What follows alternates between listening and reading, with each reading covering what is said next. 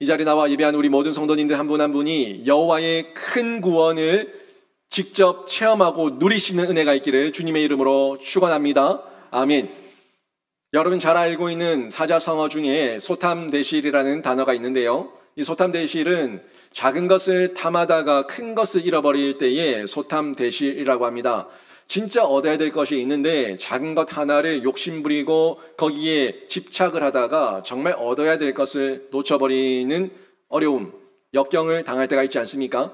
그리고 이후에 후회본들 그 작은 것 하나 때문에 더 큰 것을 잃어버리고 내 인생 오랜 시간이 오랜 기근 가운데, 염려 가운데, 피곤함 가운데 있는 것을 경험할 때가 있습니다.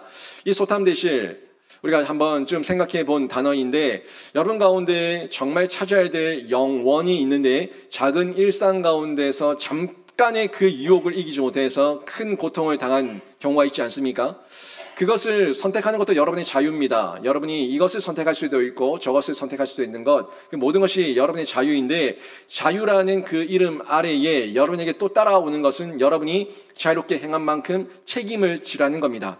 이게 우리가 가지고 있는 자유에 대한 정확한 이해여야 되는데 이 가운데서 우리가 어려움을 당했을 때 염려와 근심이 있을 때 참 힘들어합니다. 힘들 때 우리가 또 요청하는 것은 나를 이 어려움 가운데서 이 핍박 가운데서 이 기근 가운데서 구원해 줄 자가 있을까 하는 구원에 대한 그런 기대와 바람을 가지게 됩니다. 구원, 여러분 구원 생각해 보셨을 건데 이 구원을 여러분 어떻게 생각하십니까? 여러 가지 어려움이 있을 때, 역경이 있을 때, 죽음이라고 하는 막다른 길에 이르렀을 때 우리에게 새로운 길을 열어주고 살 길을 열어주고 해방과 자유를 주는 것, 이게 구원이죠. 구원. 여러분이 정말 답답함을 느껴보셨습니까? 정말 이것 때문에 죽겠다. 정말 이것만 없으면 살겠다 하는 가운데 나를 좀 누가 좀 구원해줘 하는 그런 처절하고 절박한 이 답답함, 무거운 짐을 느껴본 적이 있습니까? 그때 여러분에게 뭔가 손을 내밀어줘서 정말 여러분의 구원해 낼 수 있다면 그 사람은 여러분의 구원자죠. 이 구원자를 우리 사람들은 다 찾고 있습니다. 그 찾는 중에 자신에게 자유가 있으면 나를 구원해 줄 수 있을까? 나에게 자유를 줘. 내가 계속 억압을 당하고 핍박을 당해서 내가 못하는 거지. 나에게도 자유가 있으면 내가 할 수 있어 라는 자유에 대한 갈급함을 드러내고 또 자유만 있으면 할 수 있다는 그런 착각을 할 때가 많이 있어요. 우리 대한민국 어떻습니까? 자유 대한민국이에요. 이 자유 대한민국에서 여러분은 자유를 다 누리고 계십니까? 여러분 마음대로 다 할 수 있습니까? 우리 자유 대한민국은 자유 대한민국이지만 모든 것은 내 마음대로 할 수 있는 방종을 얘기하는 나라는 아닙니다. 우리 자유 대한민국은 자유에 대한 그 핵심을 알기 때문에 자유롭게 한 만큼 거기에 대한 책임을 지라고 요청하고 있습니다. 그래서 내가 범죄하는 것도 자유지만 범죄한 이후에는 거기에 대한 대가를 치러야 되고 거기에 대한 피해 보상을 반드시 해야 됩니다. 그게 법으로 다 규정이 되어 있고 그 자유 대한민국 안에서 우리는 자유롭게 각자를 보호할 수 있는 방어벽 아래서 자유롭게 살아가고 있다는 거죠. 이 자유 대한민국 어떻습니까? 분명히 자유 대한민국이라는 자유라는 단어가 이 나라의 근간을 얘기해 주고 있는데 이 자유를 잘못 알아가지고 방종을 일삼는 사람들이 있어요. 그래 놓고는 자기가 죄를 지어 놓고는 자유 대한민국에서 이것도 못하냐라고 얘기하는데 그 사람들은 정말 뭘 모르고 있는 거예요? 진짜 자유가 뭔지 이걸 모르고 있다는 겁니다.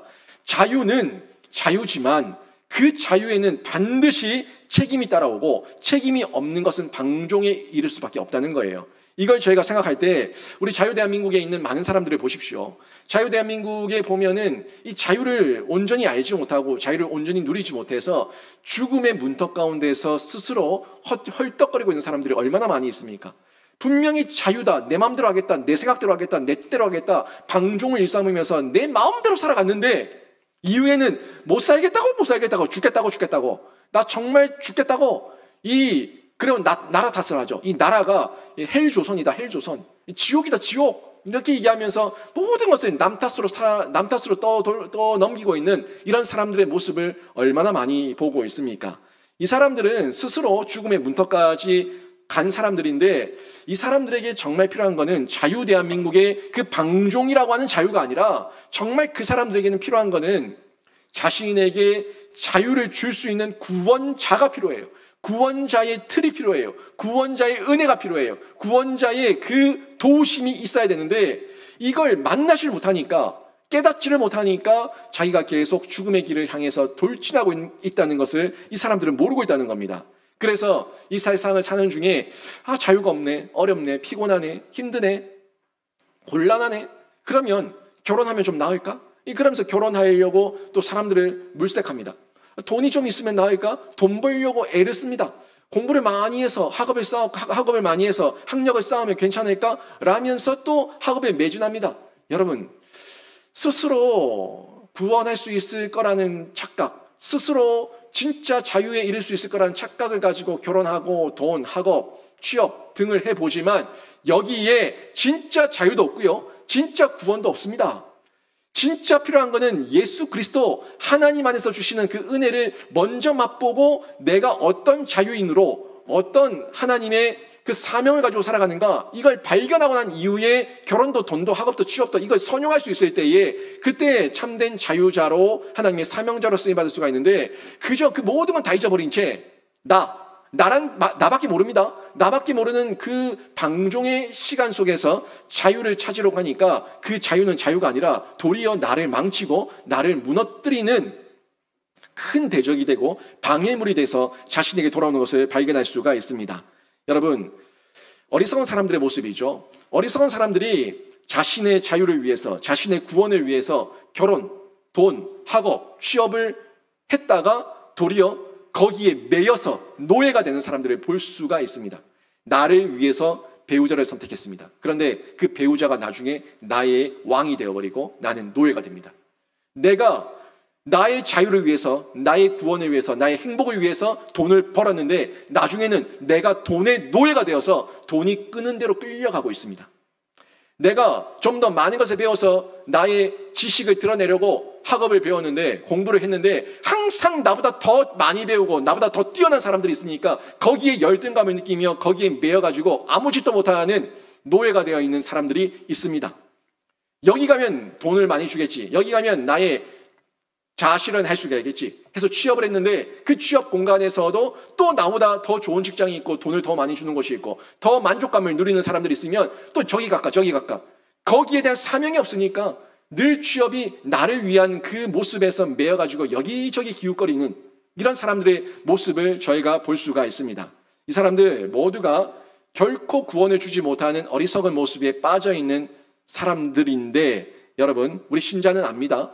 우리 신자에게 참된 구원은요, 정말 우리 신자에게 참된 구원은 예수 그리스도예요. 예수 그리스도 안에 참된 구원이 있고 참된 자유가 있고 참된 행복이 있는 줄로 믿습니다. 여러분, 이거 우리가 느끼고 있습니까? 여러분 정말 느끼고 계세요? 예수 그리스도 안에서 참된 구원이 있고 자유가 있고 행복이 있고 이분 안에서 우리의 사명을 발견했을 때 내가 살아가는 이유를 압니다. 이렇게 여러분은 고백하고 계십니까? 여러분, 이게 구원이에요. 이걸 발견했다면 여러분은 구원받은 자입니다. 이걸 발견했다면 여러분은 구원받은 자인데, 오늘 본문을 보면은 예수 그리스도의 구원이 아니라 여호와의 구원이라는 표현이 나옵니다. 신약이 아니라 구약이죠. 구약이기 때문에 예수 그리스도께서 오시기 전에는 그 구원을 여호와의 구원, 하나님의 구원, 야훼의 구원 이런 표현으로 표현하고 있는데, 이 여호와의 구원이 오늘 본문에도 나오는 것을 볼 수가 있어요. 제가 지난주에 전달하는 중에 벳아웬에서 시작된 이 어려움, 고난이 벳아웬을 지날 때에 그 모든 문제가 해결되고 승리를 맛보게 됩니다 하는 부분을 벳아웬에 머물 것이냐 지나갈 것이냐 하는 내용으로 여러분에게 전달을 했습니다. 오늘 본문은 그 내용에 이어지는 내용인데 그 큰 구원이에요. 이 여호와의 구원이 오늘 본문 45절에 보면 큰 구원으로 나오는 것을 볼 수가 있습니다. 여러분, 이 큰 구원이라는 것은 다시 얘기하면요, 그냥 대충의 구원이 아니라 큰 구원이에요. 다시 얘기하면 큰 승리라는 겁니다. 여러분이 어떤 문제가 있을 때 내가 할 수 있는 문제가 있어요. 내가 귀찮아서 안 했지, 그냥 내가 하면 되는 건데 누군가가 해줬다고 여러분이 그것을 큰 도움이라고 얘기하지 않습니다. 그냥 내가 해도 되는 건데 내가 귀찮아서 안 한 거지, 뭐 해주면 고맙고 안 해주면 말고, 이거를 여러분이 큰 도움이라고 얘기하지 않아요.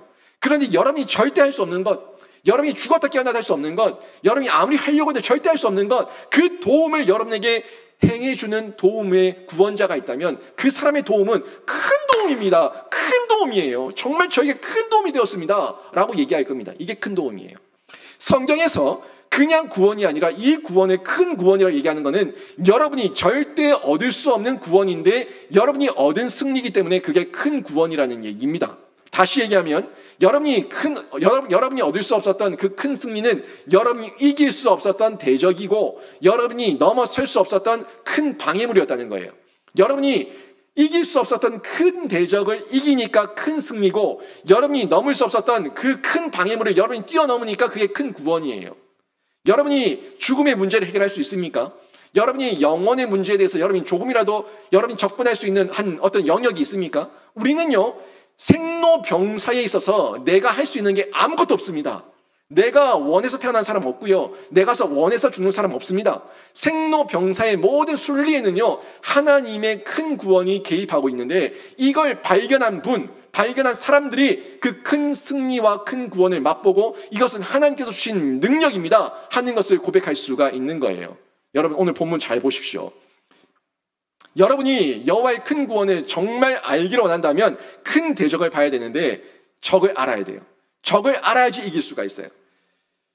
지피지기 백전불태라는 얘기가 있습니다. 나를 알고 적을 알면 100번 싸워서 100번 이긴다는 이야기인데 여러분 백전불태 이걸 하기 위해서 여러분이 여러분 자신을 알아야 되고요. 여러분 적을 알아야 됩니다. 여러분 적이 누굽니까? 여러분 적이 누구냐고요.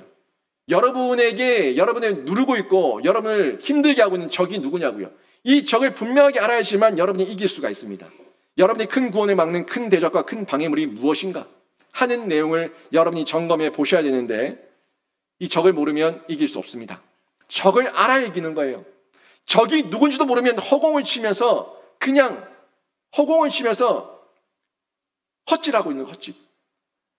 손을 흔들지만 적이 누군지 모르니까 헛짓을 하고 있는 거예요. 적을 분명하게 바로 알고 있을 때 정확하게 공격할 수가 있고 정확하게 이길 수가 있는데 적을 알아야 되는 거예요. 여러분 피곤하죠? 여러분 힘들죠? 곤란하죠? 여러분의 피곤함과 여러분의 곤란함과 여러분의 어려움이 누구로부터 왔습니까? 알고 계십니까? 하나님께서 여러분을 피곤하게 하시고 곤란하게 하셨습니까? 목사가 여러분을 피곤하게 하고 곤란하게 했습니까? 성경과 성령이 여러분을 피곤하게 하고 곤란하게 했습니까? 여러분이 인생을 사는 중에 참 죽겠다 피곤하다 힘들다 곤란하다 라고 얘기했었던 그 대적을 여러분이 정확하게 분별하십시오. 이걸 모르는 사람들이 남에게 남 탓합니다. 이걸 모르는 사람들이 자기 기분 안 좋을 때 그 대적이 누구지도 몰라서 그냥 자기 속에서 화가 나고 승질이 나고 막 부글부글하고 있는데 곁에서 누가 딱 건들면은 그 잘못 없는 사람한테 건들지 마라! 네 뭔데? 저리 가라! 라고 얘기하면서 화를 쏟아내는 거예요. 정확하게 보십시오. 정말 그 문제가 누구냐고요. 여러분을 화나게 만들고 여러분을 피곤하게 만들고 여러분을 곤란하게 만든 그 대적이 누구냐고요. 그 대적과 방해물을 여러분이 정확하게 보셔야지만 그 대적을 이길 수가 있고 이길 때에 큰 승리를 맛볼 수가 있는데 저는 여러분이 오늘 말씀을 듣는 중에 여러분을 힘들게 하는 큰 대적과 큰 방해물을 정확하게 발견하시고 그 대적을 이기시고 넘어서는 은혜가 있기를 주님의 이름으로 축원합니다. 오늘 요나단은 지난번에도 봤지만 요나단에게 큰 대적이 누구였습니까? 요나단에게 큰 방해물이 누구였습니까? 그 방해물과 큰 대적은요 다름 아닌 아빠였습니다. 왕이었습니다.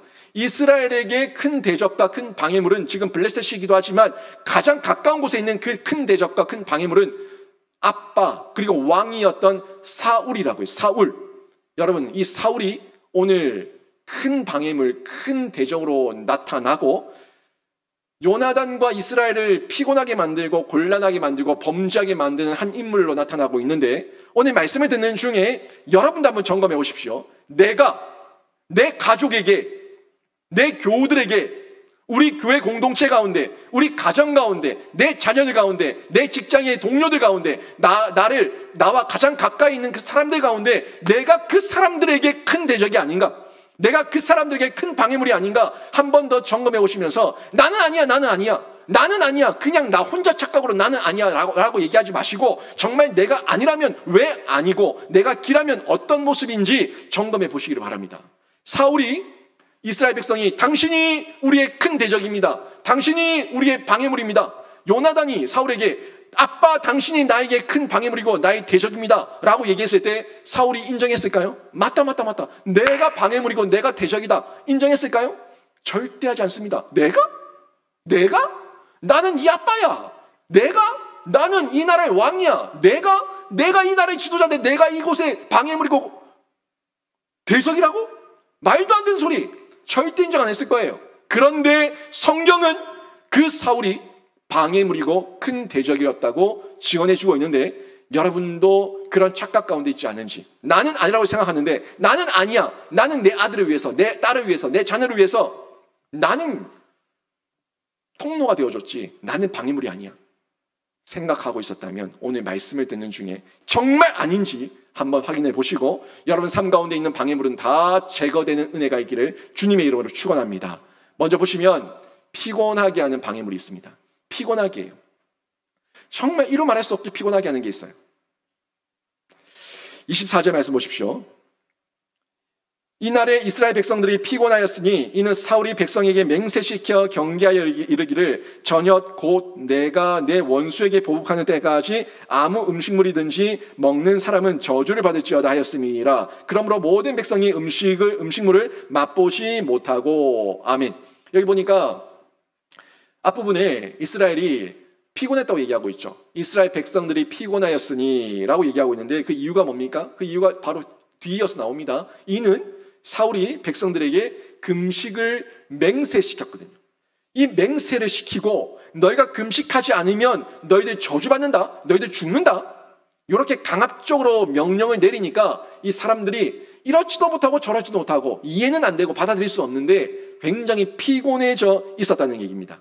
지금 이 상황, 여러분, 왕이 전쟁 중에 금식하라 명령하니까 이야, 역시 왕이니까, 지도자니까 영적으로 접근해서 이 영적으로 이겨야 되는 싸움이니까 금식을 선포하는구나, 지금 이렇게 얘기할 수 있습니까?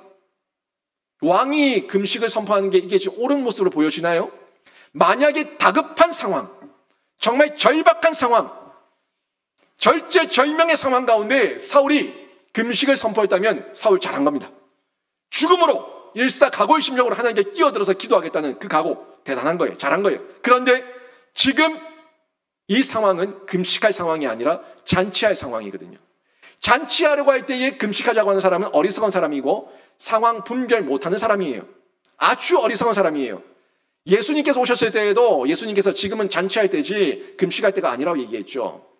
지금 하나님의 구원의 은혜가 임했어요. 하나님께서 블레셋 가운데 자중질환의 그 공격을 자기들이 싸우게 만들고 이제는 도망갔던 사람들이 돌아오고 산속에 숨었던 사람들이 돌아오고 그 배신했던 사람들이 다시 돌아와서 블레셋 군대를 추격하고 있는 상황입니다. 이겼어요. 이미 이겼고 밟으면 되고 밀고 나가면 되는 거예요. 이미 이겼어요. 그런데 그 상황 가운데 금식을 선포하는 이 사울의 모습은 어떤 의도가 있을까요? 지금 이 모습은 결국 사울의 종교적 기회주의와 종교적 우월주의가 드러나 있는 것을 확인할 수가 있습니다. 금식은 금식해야 될 때 금식하는 거지 지금은 금식할 때가 아니라고. 그런데 금식하라는 거는 지금 왕이 사울이 보기에 이 기회를 잡아야 된다. 이겼다. 이겼는데 내가 금식을 선포하고 내가 금식을 시켜서 그리고 이기면 왕이 영적이라서 왕이 영권이 있어가지고 왕이 금식을 시켜가지고 우리가 하나님의 은혜를 입게 되었고 왕 때문에 이겼다. 사울 왕 때문에 이겼다. 이렇게 포장이 되니까 이 말을 들으려고 의도적으로 승리를 자신의 몫으로 돌리려고 금식을 선포하고 있는 악의적인 금식의 선포였다는 거예요. 아니, 금식을 선포할 이유가 전혀 없어요. 지금 싸우러 나가야 되는 군사들에게 이미 다 이겨서 다 도망가고 있는 사람 추격만 하면 되는데 금식하며 뛰어가라고, 금식하면서 추격하라고, 이게 무슨 말이냐고. 무슨 말. 전혀 상황에 맞지 않는 금식을 선포하고 있는 겁니다. 그러니까 이게 종교적 기회주의예요. 거기다가 우월주의죠. 그러니까 하나님이 안 도우시려고 했는데 내가 금식을 선포해서 하나님을 내가 마음을 돌이켜가지고 하나님을 이용해서 우리가 이긴 거야. 그러니까 내가 잘해서 이긴 거야. 종교적 우월주의에 빠지려고 하는 거예요. 종교 미신을 섬기는 굿하는 사람들이 가지고 있는 그런 사상이에요. 내가 영빨이 있어서 귀신을 불러낸 거야. 우월주의. 그 잡신들을 이용해서 나를 드러내고 돈벌이를 하려고 하는 기회주의. 여러분, 이게 지금 사울에게 그대로 있는 겁니다. 하나님을 사랑하는 마음 없고요. 하나님을 높이는 마음 없습니다. 그저 나를 드러내고 나를 높이면 끝나는 거예요. 종교적 기회주의, 우월주의. 어떤 건지 아시겠습니까? 그런 이유를 가지고 금식을 선포하고 백성들에게 피곤하게 만든 사울을 저희가 발견할 수가 있는 겁니다. 뭘 보면 알 수 있냐면 오늘 24절 중간 부분에 보면 이런 말씀이 나와요. 사울이 얘기한 거예요. 내 원수에게 보복하는 때까지 금식하라. 내 원수에게 보복하는 때까지 금식하라. 그러니까 지금 사울은요, 이 나라가 하나님 나라가 아니라 자기 나라예요. 이 백성이 하나님 백성이 아니라 내 백성이에요. 그리고 이 적이 하나님의 대적이 아니라 내 대적이고요. 다 자기야. 자기 중심적이에요.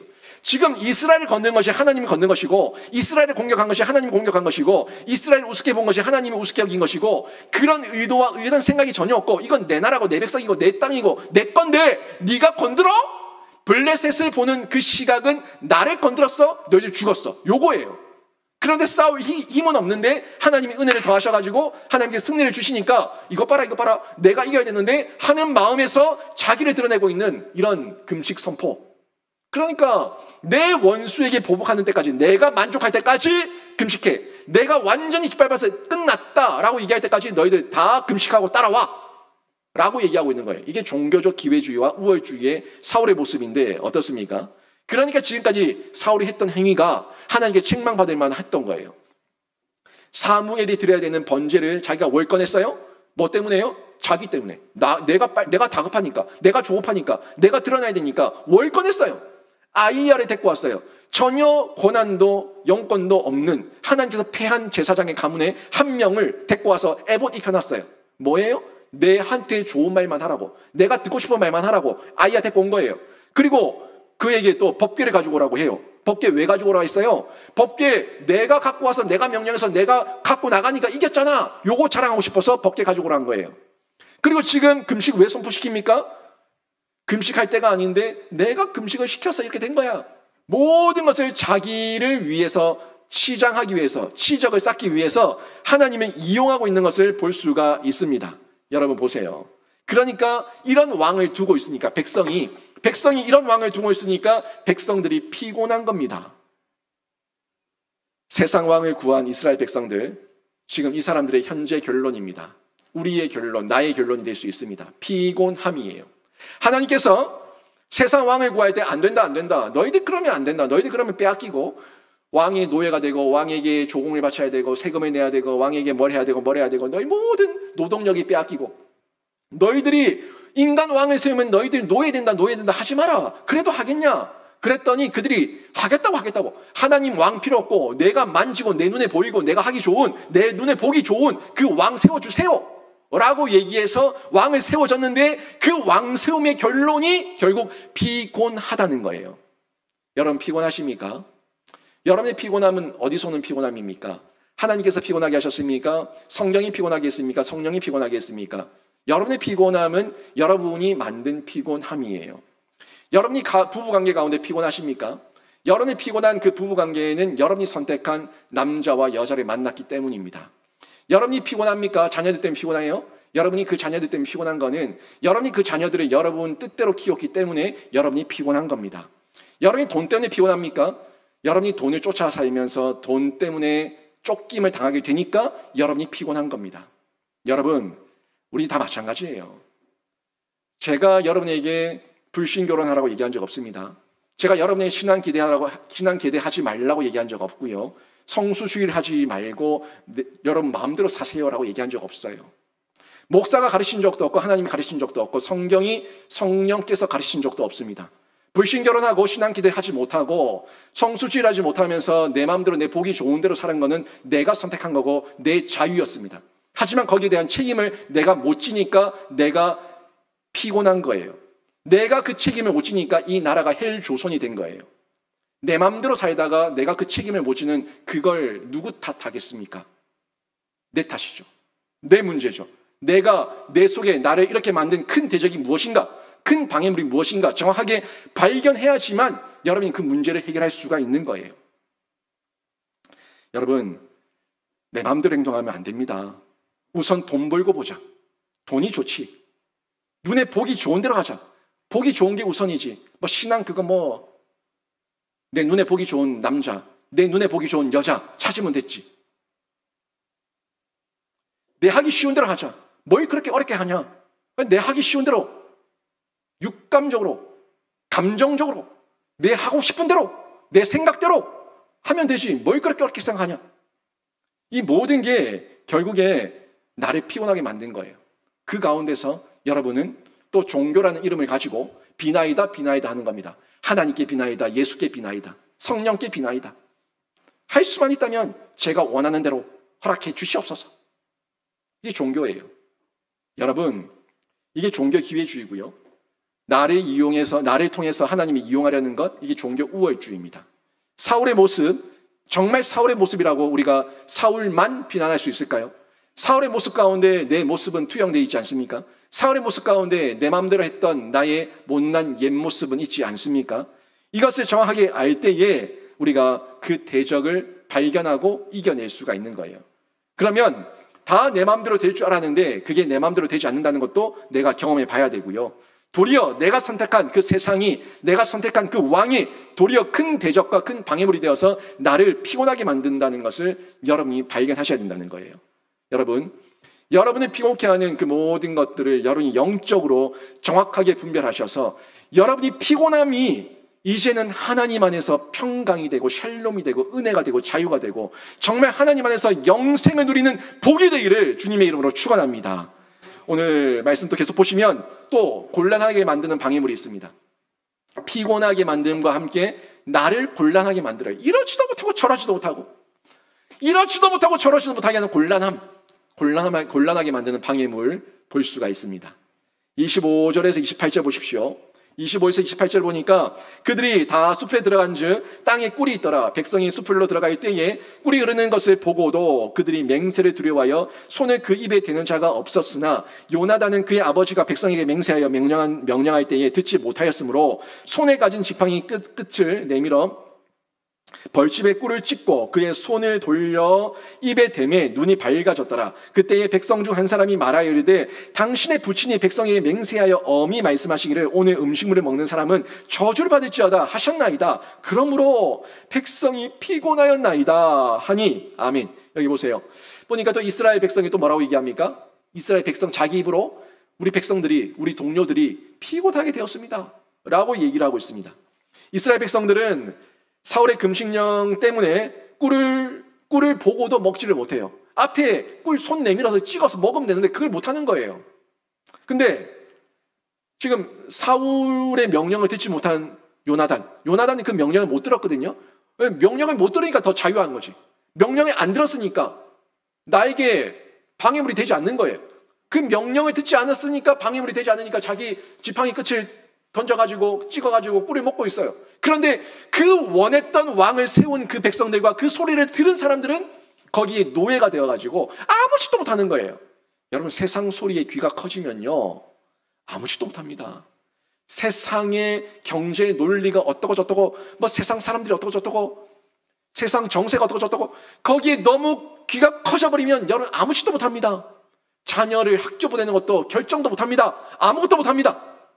하나님의 양육 방법과 하나님의 말씀 앞에서 기준을 잡고 있어야지 분별하면서 들을 건 듣고 걸러낼 건 걸러낼 수 있어요. 내 왕이 누구냐? 세상이냐? 하나님이냐? 이걸 정확하게 쥐고 있어야지 왕의 소리를 들을 거 아닙니까?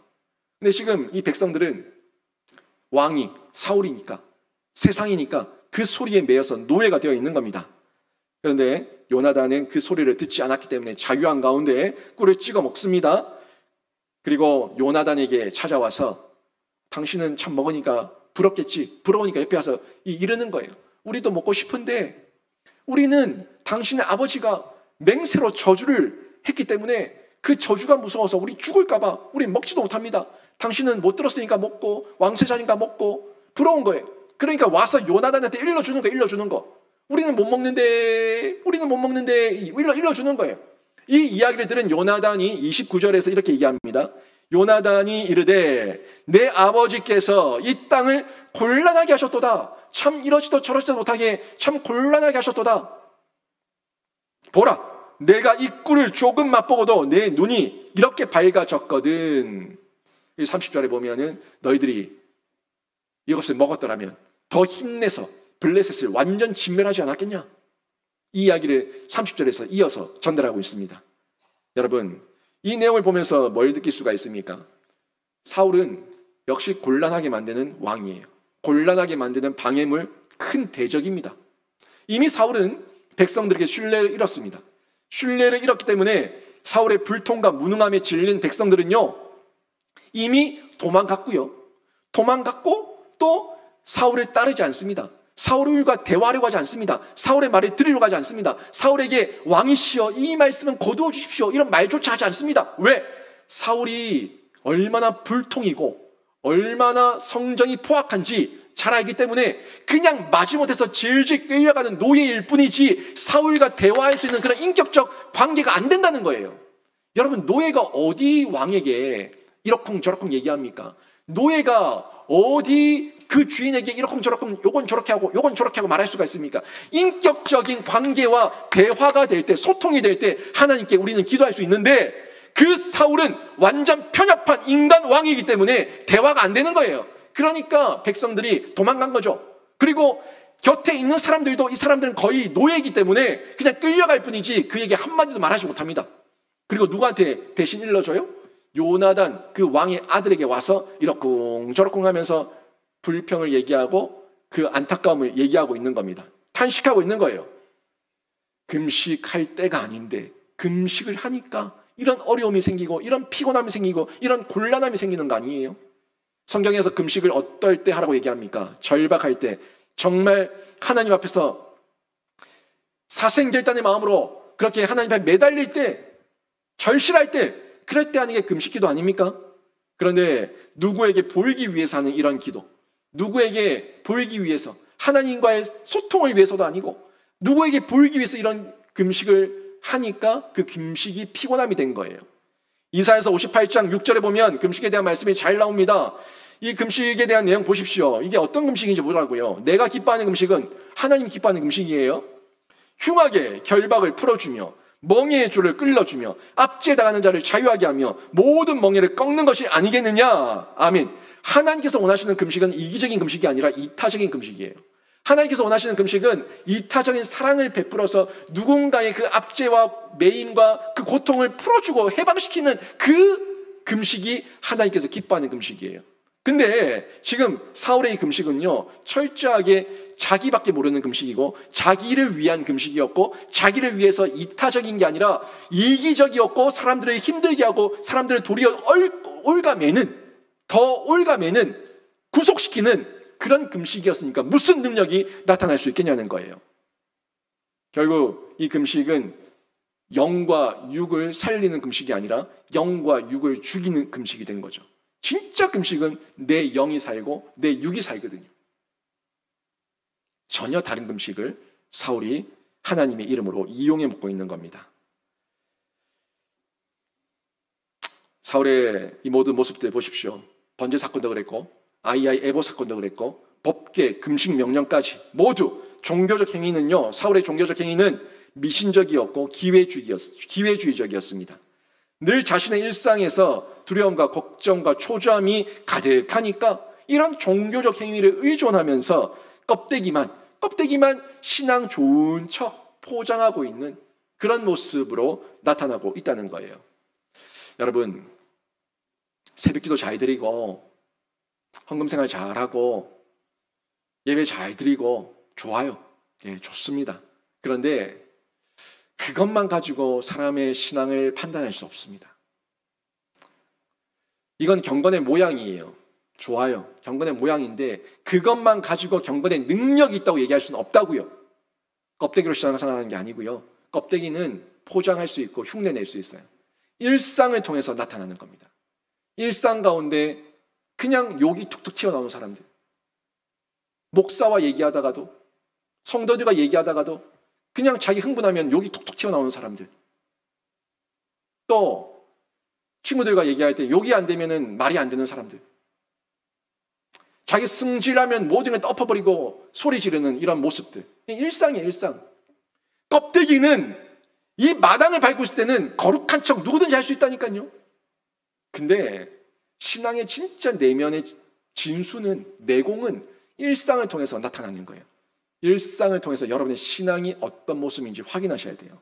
또 여러분이 혼자 있을 때, 아무도 없는 곳에, 여러분 혼자 여행지에 있을 때, 여러분 혼자 호텔방에 있을 때, 여러분 혼자 모텔방에 있을 때, 여러분 혼자 어딘가에서 있을 때, 그때 내가 뭘 하고 있냐고. 그게 내 신앙의 현 주소입니다. 나 혼자 있을 때 술잔을 기르고 있는가? 나 혼자 있을 때 음란물을 보고 있는가? 나 혼자 있을 때 내가 뭘 하고 있는가? 이게 내 신앙의 현 주소라고요. 자기가 알죠? 일상이에요. 남들이 보이는 곳에서는요, 장터에서는, 공회 앞에서는, 사람들이 많은 곳에서는 다 거룩한 척 할 수 있습니다. 나 혼자 있을 때 그 모습이 내 일상이고 그 일상이 내 신앙의 현 주소예요. 이걸 봐야지 알 수가 있는데요. 지금 사울 왕의 그냥 일상은 늘 포악이고 자기 마음대로고 자기 감정대로예요. 이걸 백성들이 알고 있으니까 곤란한 거예요. 이러면은 사울에게 죽을 거고, 이러면은 정말 죽을 것 같고, 배고파 죽을 것 같고, 곤란한 상황 가운데 있는 겁니다. 결국 사울의 종교적 행위, 이런 종교적 행위로의 금식의 명령은 두 가지 어려움을 초래했는데 백성들을 피곤하게 만들었고, 또 백성들을 곤란하게 해서 이러지도 저러지도 못하는 갈등 가운데 분열시키고 있었다는 겁니다. 매우 어리석은 모습이죠. 매우 어리석은 지도자예요. 이미 여호와의 구원이 임했고 이미 여호와의 승리가 확실해진 상황인데, 그 상황 있는 그대로 인정하면 되는데 하나님을 높이기보다 그 하나님의 자리에 나를 끼워 넣으려고 하니까 피곤해지고 곤란해지는 거예요. 여러분, 자녀를 잘 키우고 나서 잘 키웠다면 그 자녀들 잘 키운 게 하나님께서 하신 겁니까? 여러분이 한 겁니까? 하나님께서 하셨다는 그 고백 속에 여러분의 그 자기 의는 없습니까? 내가 니를 어떻게 키웠는데, 이런 마음 없습니까? 돈을 벌고 나서 그 돈이 하나님께서 벌게 하신 겁니까? 아니면 여러분이 번 겁니까? 내가 얼마나 수고해서 이렇게 번 줄 아나? 내가 얼마나 수고해서 이 직급까지 온 줄 아나? 내가 얼마나 수고해서 여기까지 온 줄 아나? 그 마음이 들어가지 않습니까? 그게 하나님 앞에서 바로 서지 못한 인간의 교만이고요. 그 교만이 드러날 때에 종교적 기회주의와 우월주의가 드러나게 되고요. 그 교만이 드러날 때에 내 주변 가족들과 이웃들과 내 직장 동료들까지 많은 사람들을 피곤하게 만들고 곤란하게 만든다는 거예요. 여러분 가운데 기뻐할 만한 소식이 있고 여러분 가운데 박수 받는 소식이 있다면 그 모든 것은 하나님께서 하셨다고, 하나님의 큰 승리고 하나님의 큰 구원이라고, 그저 하나님께서 다 하셨다고 하나님께 다 돌려버리고 하나님께 뛰어들어버리는 신자가 되시기를 주님의 이름으로 축원합니다. 목사들이 여기에 넘어진다고요. 자기가 20년 30년 목회해놓고 내가 이만큼 키웠다, 교회 내가 이만큼 키웠다, 내가 이만큼 부흥시켰다 라고 얘기하면서 거기서 퍼질고 앉아서 자기 자리 차지하려고 하니까 교회가 피곤해지고 교회가 곤란해지는 거예요. 그게 다 자기 교만이에요. 자기가 한 게 뭐가 있어요? 하나님 주신 말씀, 하나님께서 깨닫게 하신 은혜, 하나님께서 주신 말씀대로, 하나님께서 은사대로 자기가 졌다는 것밖에 더 있어요? 그 상급은 이미 평생에 받았잖아. 존대를 받았고 교회의 대접을 받았고 교회에서 생활비를 지급했고 다 받았잖아. 그러면 떠나야지. 그걸 못하니까 피곤해지고 곤란해지는 거예요. 교회가, 성도들이, 백성들이, 국민들이 떠날 때를 모르니까 내가 했다고 정권을 잡았던 국가 지도자도 다 마찬가지고요. 그걸 못하니까 다 나라와 민족이 피곤해지고 곤란해지는 거 아닙니까? 여러분, 우리는 여러분의 일터 가운데서, 여러분 가정 가운데서, 우리 교회 모든 사역 가운데서 우리가 고백하는 고백은 내가 아니라 하나님께서 다 하셨습니다. 하나님 모든 영광 홀로 다 받아주시옵소서. 이 고백이 되기를 주님의 이름으로 축원합니다. 그때 큰 승리가 우리의 승리가 되는 거예요. 여러분, 범죄하는 방해물 오늘 볼 수가 있어요. 이 지도자들이 피곤하게 하고 곤란하게 만들면은 결국 사람들을 범죄하게 만들고 범죄하게 하는 방해물이 되고 범죄하게 하는 이런 대적이 됩니다. 내 편인데 나를 죄짓게 만든다고. 31절 32절 보십시오. 31절, 32절 보면은 그날에 백성이 믹마스에서부터 아얄론에 이르기까지 블레셋 사람들을 쳤으므로 그들이 심히 피곤한지라 백성이 이에 탈취한 물건에 달려가서 양과 소와 송아지들을 끌어다가 그것을 땅에서 잡아 핏째 먹었더니 아멘. 여기 보니까 지금 전쟁 중에 이 사람들이 금식하면서 전쟁을 하고 있어요. 근데 지금 전쟁을 어디서부터 어디까지 갔냐면 아얄론에서 믹마스까지 갔다 얘기하고 있습니다. 믹마스에서 아얄론까지, 믹마스에서 아얄론까지의 거리가 여러분이 지금 지리적인 그 생각이 없기 때문에 어느 정도 거리일까 이런 생각이 드실 건데 가까운 거리는 아닙니다. 우리 교회를 중심으로 해서 여기 대구 칠곡을 중심으로 해서 이 아얄론까지의 거리는 경산까지, 대략 경산까지의 거리예요. 그러니까 우리 차가 가는 도로로 해서 그 키로수가 약 30km 정도, 그 정도 거리가 될 겁니다. 근데 보세요, 이 백성들이 그 약 30km 가까이 되는 거리를 그냥 행군한 게 아니라 싸우면서 갔단 말이에요. 그냥 걸어간 게 아니라 싸우면서 갔다고, 싸우면서. 근데 보세요, 그냥 30km를 걸어가도 피곤해요. 밥 먹고 걸어가도 피곤한데 배를 굶고 갔으니까 얼마나 피곤하겠어요. 근데 배를 굶은 상태에서 또 지나가면서 블레셋 사람들을 만나면 치고 싸우고 죽이고 하면서 전쟁을 하면서 걸어갔으니까 그 피곤함이 오죽하겠냐는 거예요. 근데 뒤에서는 또 사울왕이 다 지켜보면서 앞으로 가라, 내 명령 어기면 죽이겠다 막 이러고 있어요. 미치는 거 아닙니까? 이러지도 저러지도 못하는 그런 상황 가운데 있는 거예요. 그러면서 이 사람들이 결국에 마지막까지 전쟁의 끝까지 갔어요. 그리고 그 자리에서 다 승리를 얻고 난 다음에, 그리고 나서 굶은 상태에서 이성을 잃었습니다. 이성을 잃고 짐승들을 잡아가지고 핏째 찢어서 먹는 겁니다. 동물들을 죽이고 가죽을 벗기고 핏째 그냥 동물들을 씹어 먹는 거예요. 이 짐승도 아니고 육식 동물도 아니고 그래 핏째 먹는 겁니다. 여러분, 하나님께서 분명히 핏째 먹지 말라고 얘기했는데 이 핏째 먹는 이 백성들을 보면서 사울이 어떻게 느껴야겠습니까? 이 짐승 같은 인간들 이렇게 욕해야겠습니까? 아니면 이 사람들이 왜 이런가 한번 생각해 봐야 되는 거예요. 뭐가 맞는 거예요? 왕이 백성들을 보면서 이 핏째 먹다니 이 짐승 같은 것들 이러면서 핍박해야 됩니까? 아니면 우리 백성들이 왜 이러는가? 한번 돌이켜 봐야 되는 겁니까? 돌이켜 봐야 되는 거 아니에요. 근데 이걸 못하니까 사울이 어리석은 거예요. 매우 어리석습니다. 정말 어리석습니다. 어리석은 왕이에요.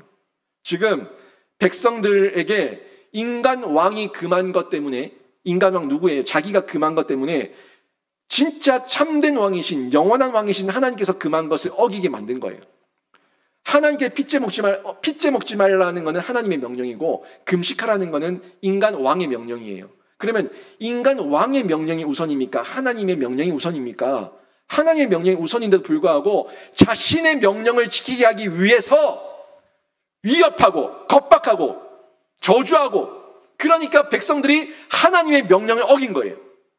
이런 어리석은 짓을 사울이 하고 있다는 겁니다. 이스라엘 백성들이 핏째 짐승을 뜯어먹다가 정신을 차린 거죠. 정신을 차리고 보니까 자신들이 핏째 먹고 있는 것을 깨닫게 된 겁니다. 자기들이 모를까요? 핏째 먹으면 안 된다는 거를 다 알고 있죠. 그러니까 이 사람들이, 이 백성들이 가지는 이 죄책감이 얼마나 크겠냐는 거예요. 여러분, 지도자를 잘못 만나면 지도자가 성도들에게, 국민들에게, 백성들에게 죄를 짓게 만들어요. 국가도, 회사도, 교회도 모두 동일합니다. 여러분, 국가 보십시오. 제가 깜짝 놀랐는데 오늘 아침에 잠시 뉴스를 보는데 러시아가 푸틴 그 대통령을 향한 지지도가 80%가 넘는답니다. 공산국가도 아니고, 공산국가지 사회주의 국가니까 80%가 넘는데요. 전쟁 전에 60%였는데 지지도가 전쟁 이후에는 80%까지 치솟았대요. 그리고 그 이유를 살펴보니까 언론에서 분석한 게, 러시아와 우크라이나의 전쟁을 전쟁이라고 기록하고 표기하는 언론사들은 전부 다 폐간시켜버리고 폐업시켜버렸습니다. 러시아가. 특수 군사 작전이라는 용어만 쓸 수가 있지 러시아 침공이라든지 침략이라든지 전쟁이라든지 이런 표현을 쓰는 모든 언론사들은 폐업시켜버렸습니다.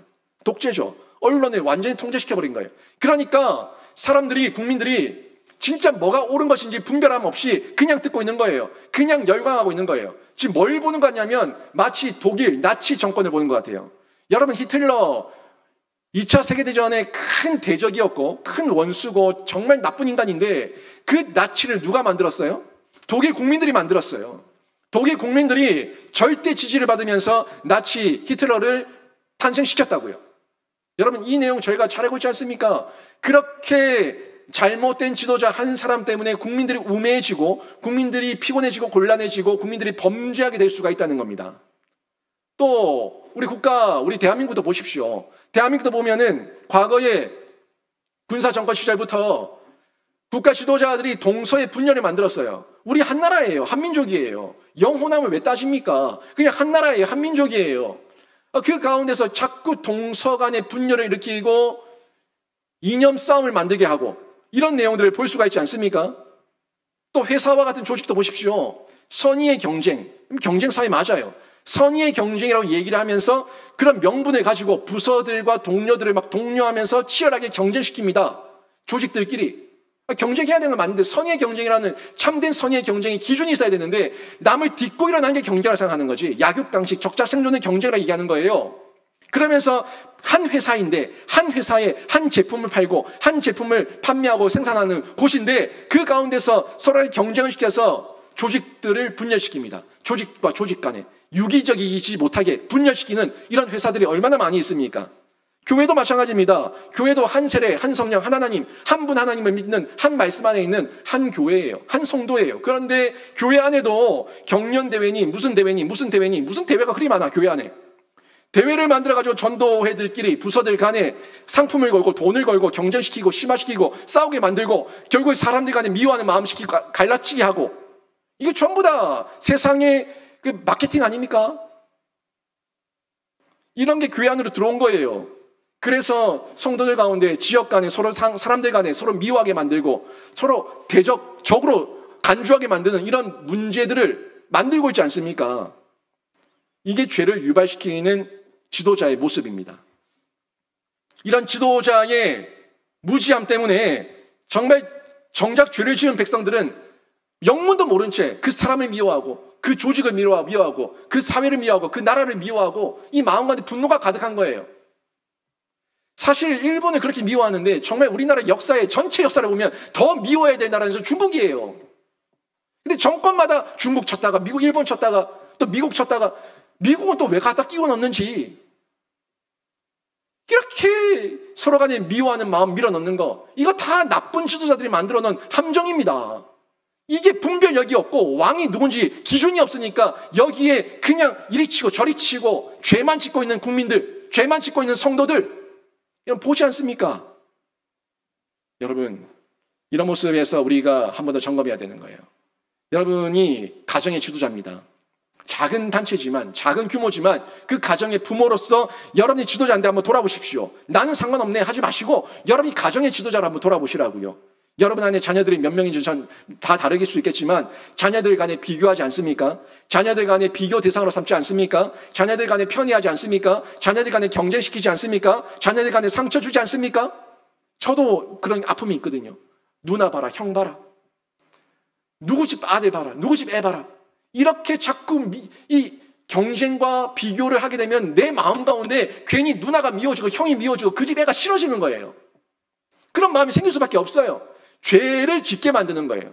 분별력이 없으니까 결국에는 감정적으로 사람들을 충동질하면서 죄 짓게 만드는 이런 분쟁, 범죄하게 만드는 싸움을 일으킬 수 있다는 겁니다.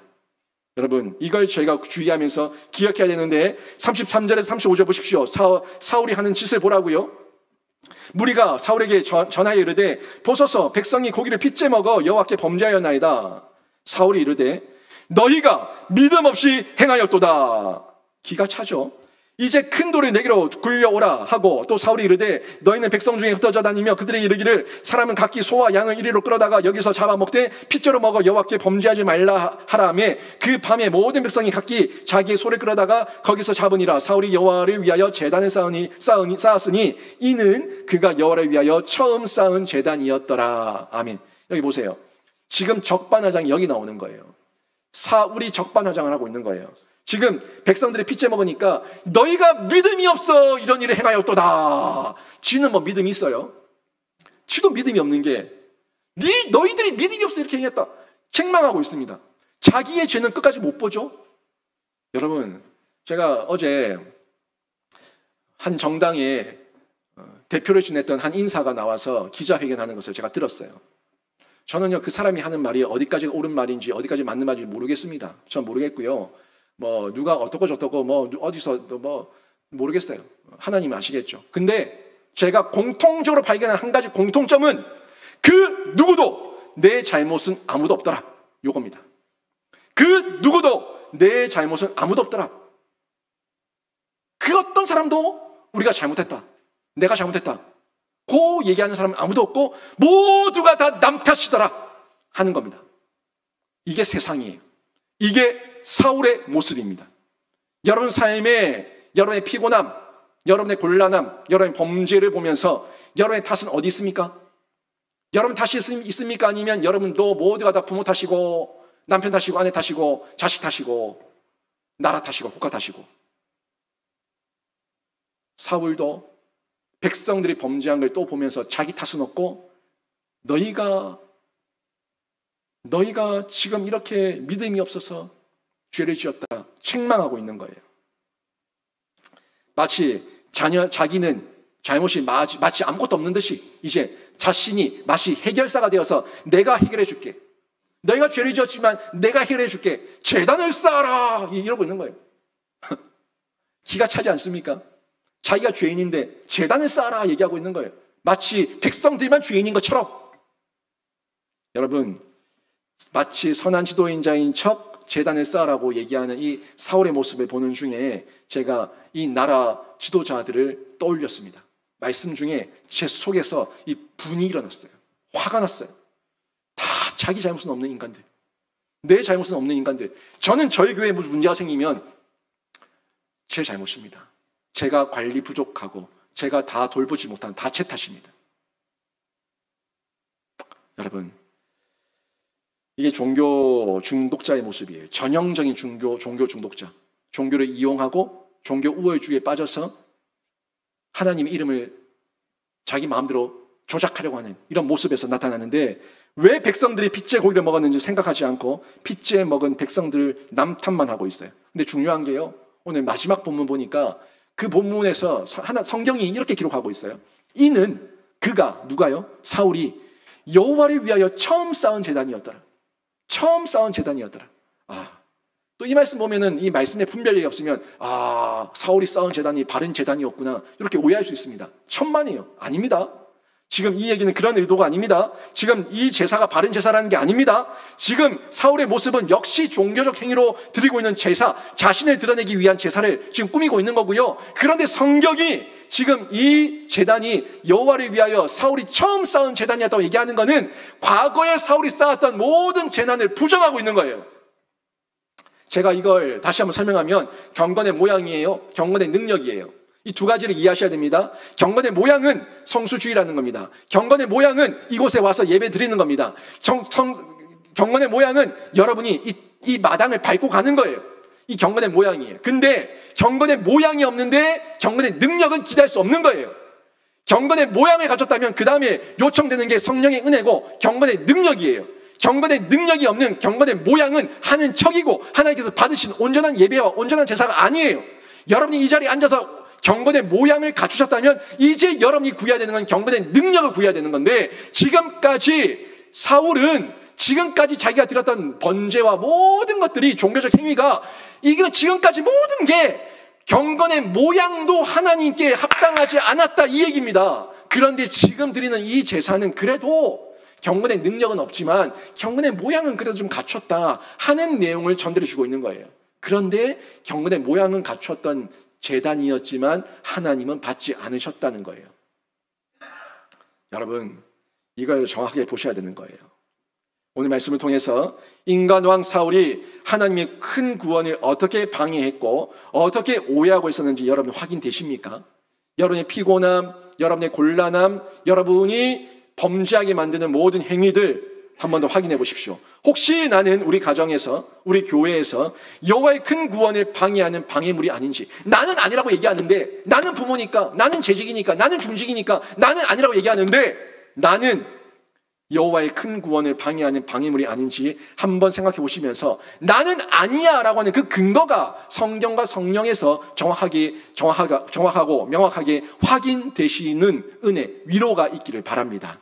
혹시라도 큰 구원을 방해하는 방해 요소를 여러분이 발견하셨다면 모두 제거합시다. 확실하게 제거합시다. 여호와의 구원에 참여하는 신자가 되기 위해서 확실히 제거하고, 하나님께서 다 하셨습니다. 하나님의 구원입니다. 하나님의 큰 구원이고 하나님의 큰 은혜입니다 라고 인정하는 신자가 되시기를 주님의 이름으로 축원합니다. 또 이 몸만 앉아서 경건의 모양을 갖춘 종교인이 아니라 영과 진리로, 지성으로 하나님께 예배하는 경건의 능력을 두루 갖춘 신자로 하나님께서 기뻐 받으시는 예배자가 되기를 주님의 이름으로 축원합니다. 오늘 말씀 정리하면, 피곤하게 하는 방해물 제거하십시오. 피곤하게 하는 방해물 확인하시고 제거하시고, 곤란하게 하는 방해물 확인하시고 제거하시고, 범죄하게 하는 방해물 여러분 확인하시고 제거하시고, 그 범죄에 가담하지 마시고 여러분은 성경과 성령으로 분별하셔서 하나님의 큰 구원을 체험하고 그 큰 구원을 전파하는 통로로 쓰임받는 귀한 신자가 되시기를 주님의 이름으로 축원합니다. 아멘.